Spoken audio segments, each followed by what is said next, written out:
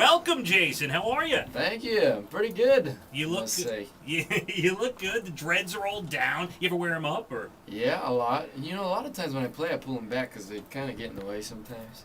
Start muting strings and playing their own thing. But no, today they're down. I don't know. You know, I just had a great idea. Maybe when we take our picture for the internet and everything, I may have to lay your dreads over my bald head. Yep. We'll see how that comes out. The big thing is the hot sister you brought with you today. Who is that? Oh, that's awkward. She's your mom, isn't she? That's my mom. She only looks a couple years older than you, man. Yeah, she is. How is it traveling around with mom? It's fun. She doesn't travel with me too often, so this week we came out to New York for a couple of days, and my dad and my manager were tied up. She's like, "I'll come." So I brought mom to New York. That's cool. How old are you?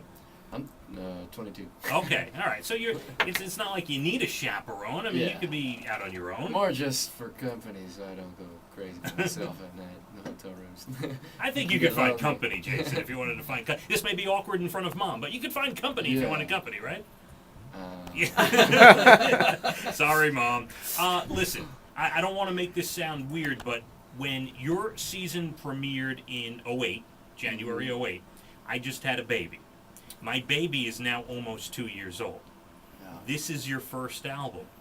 What's been going on? Where you been? Well, I've been doing a lot of stuff. Talk to me. Why so long for the album, I guess? Well, I mean, the way normal things go, you don't pop an album out in 3 months. You find a record deal.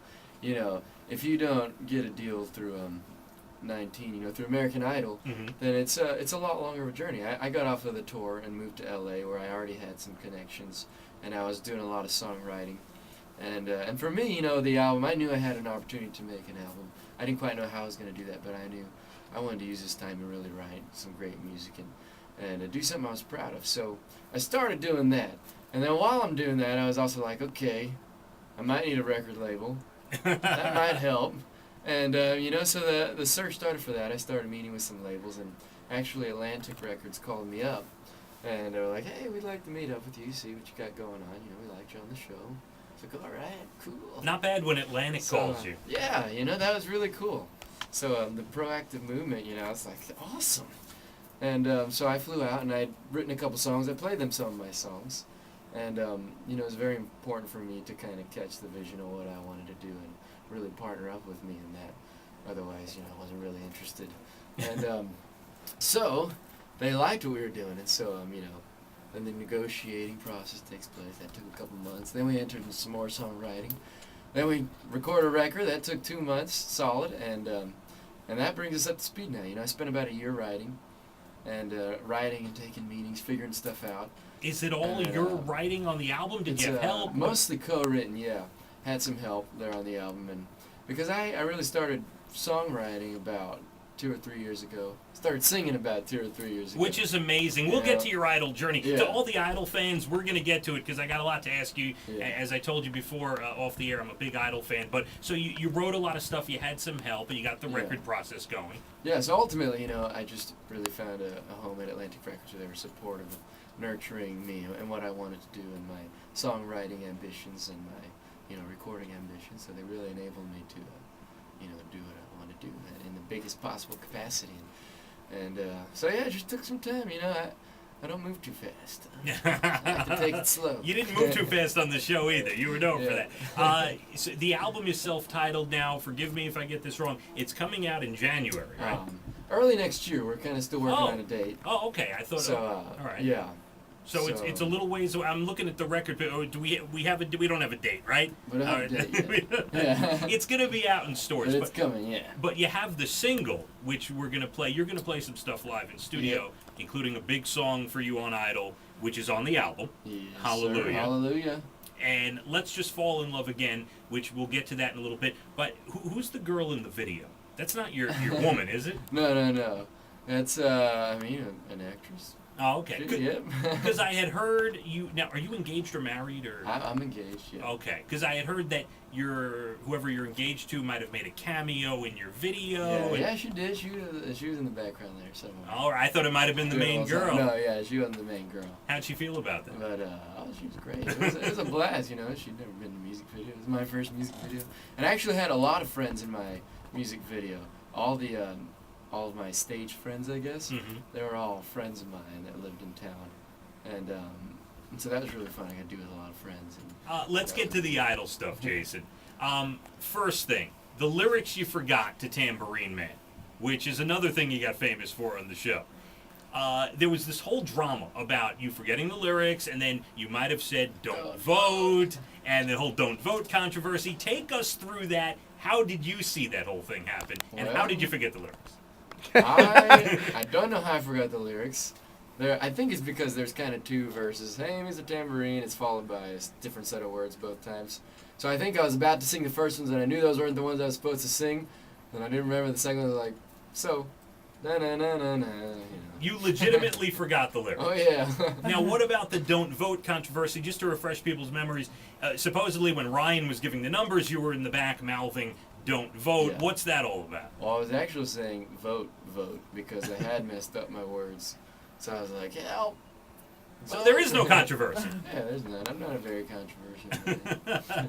Did you get, with the judges and everything, did they kind of like think you were too lazy or what? Because you were like laid back. You're just the cool guy. You had the Yeah. dreads. Did they think that at all? Maybe, might have. Did they ever call you out on that? Yeah, I mean, I think a couple times they were like, do you really want to be here? Like during Hollywood, I was like, yeah. I mean, I'm not freaking out, but yeah, I want to be here. You wouldn't have auditioned if you didn't. Yeah. This music thing is a dream of mine since I was little. It was an awesome opportunity. I really was excited to be there. You were the first to do a bunch of things on the show. Your season, they started letting people use instruments. Uh-huh. You were the first to use an instrument Yeah. on stage. I think that was instrumental. Well done. Well done. Where's my ding? I'm gonna hit my little bell. You No, but really, I wouldn't have tried out if I hadn't heard about that rumor, because I had just started playing guitar and singing that year prior to the audition. So for me, singing and playing guitar kind of went hand in hand. I'd never really done one without the other. So I really don't know how I would have done without it. I probably would have panicked. Then they would have seen me freaking out. and you were the first to use a ukulele. Over the Rainbow was another big track for you. Yeah, that was a big song.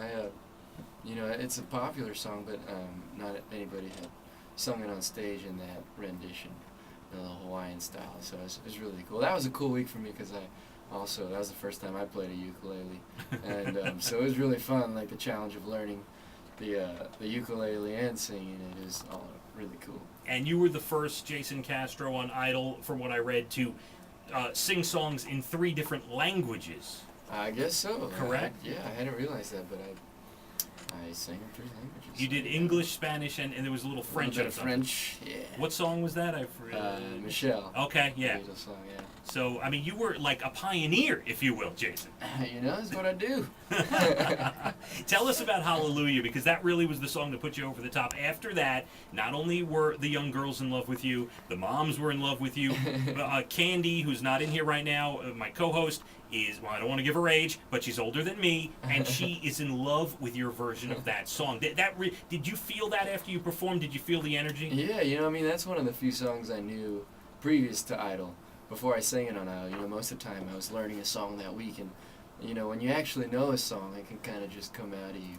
So that's a huge song for me on the show, and also just in just a huge inspiration for me when I started playing guitar. It was one of the first songs I tried to learn. It was one of the first songs I heard, and I was like, wow, you can do that with this song? I didn't know what I was feeling, but it was just magical.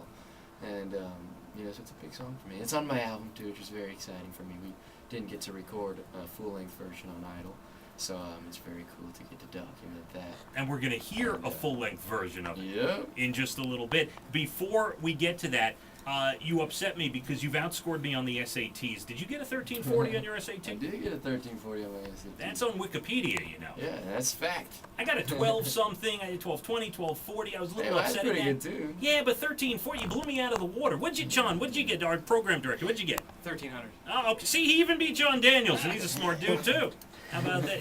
So, it's not just the dreads and the laid-back attitude. He's book smart as well. He's high idea. I love it. I throw people off.